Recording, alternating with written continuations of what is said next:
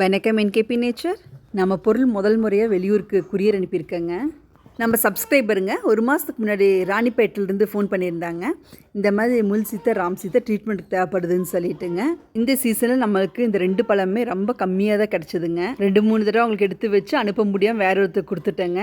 இது கடைசி பழம் இனி இல்லை அப்படிங்கிற ஸ்டேஜுக்கு வந்து தான் இந்த டைம் அனுப்பியே ஆகணும்னு சொல்லிட்டுங்க போய் குரியர் பண்ணேன். அவங்க எவ்வளோ காசு விட தரேன்னு சொன்னாங்க. நான் முன்பே ஒரே வார்த்தை சொல்லிட்டேங்க, எங்களுக்கு எது காசு வேண்டாம், குரியர் செலவு மட்டும் நீங்கள் ஏற்றுக்கோங்கன்னு சொல்லி 160 ரூபா குரியர் சார்ஜ் வந்துச்சுங்க. நான் அனுப்பிவிட்டுட்டேன். அதுக்கப்புறம் அவங்க ஜிபே பண்ணிட்டாங்க. நல்லபடியாக போய் சேர்ந்துருச்சுங்க.